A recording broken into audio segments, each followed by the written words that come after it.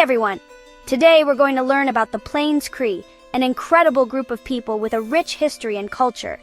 They're a First Nations people, which means they're native to North America. Their history stretches back thousands of years. In their own language, they're called Pasquawiniwak. Cool, right? This name reflects their deep connection to the land and their identity.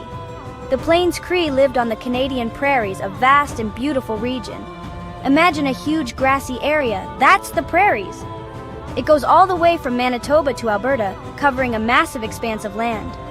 Now, the Plains Cree were nomadic. That means they didn't stay in one place. They moved with the seasons and the availability of resources. They moved around, following the buffalo herds. Buffalo were super important. They were central to the Plains Cree way of life. They gave the Plains Cree everything they needed, like food, clothes, and even materials to build their homes. Buffalo hides were used to make their tepes. The Plains Cree were amazing hunters. They used bows and arrows, and they were really good at it. Their hunting skills were essential for their survival. They were also very spiritual. Their beliefs and practices were deeply connected to the natural world around them. They believed in a great spirit and the power of nature. Their spirituality was a guiding force in their daily lives. Special leaders called shamans were like spiritual guides. They held ceremonies and helped people who were sick. These ceremonies were vital for healing and maintaining harmony within the community. Okay, so we know the Plains Cree followed the buffalo, but why were they important? Why did the Plains Cree rely so heavily on these magnificent creatures?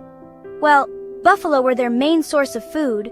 The meat provided essential nutrients and was a staple in their diet.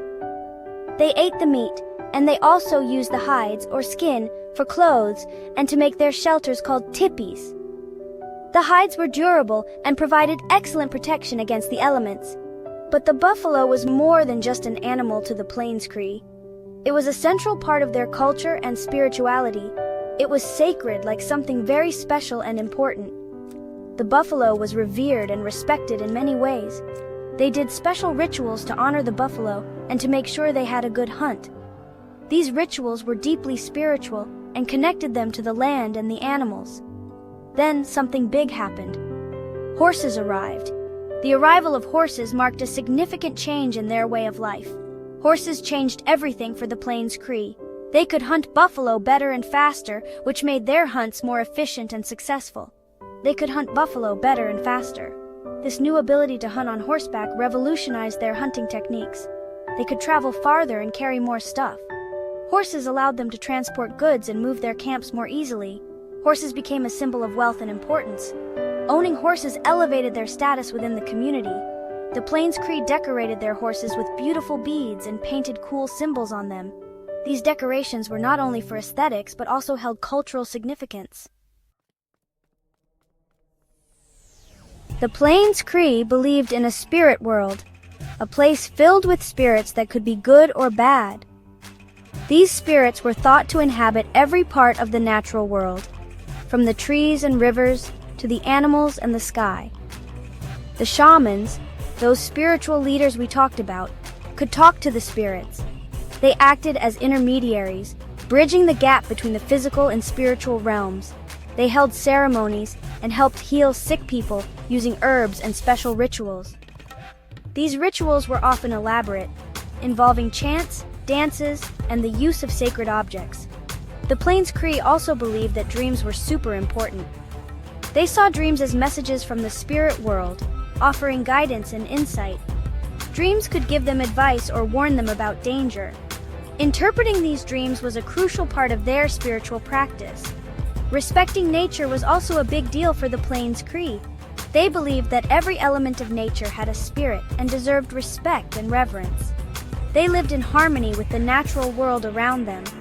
This harmonious relationship was essential for their survival and well-being. How did they teach all this to their kids? Through stories. These stories were passed down from generation to generation. They told amazing stories about their history, what they believed in, and their traditions. These stories were not just for entertainment, they were a vital part of their cultural education. Section 4. meeting Europeans and trading fur. So, back in the 1600s, European fur traders showed up. They brought new things like metal tools, guns, and unfortunately, alcohol. This fur trade changed for the Plains Cree. They started trading furs for these European goods. But the fur trade wasn't all good. It caused fighting between different First Nations groups, and it also brought diseases that made a lot of people very sick. The Plains Cree faced lots of hard times, but they were tough. They adapted to these changes and still kept their culture and who they were. Section 5. The Plains Cree, tough and strong. The Plains Cree are incredibly strong and resilient. They've overcome so many challenges, and they're still here today. They're working hard to keep their language and culture alive. They're also fighting for their rights, to protect their land and resources. The Plains Cree are a really important part of Canadian society. Their story is one of survival, adapting to change, and never giving up. They remind us how important culture and knowing who you are really is.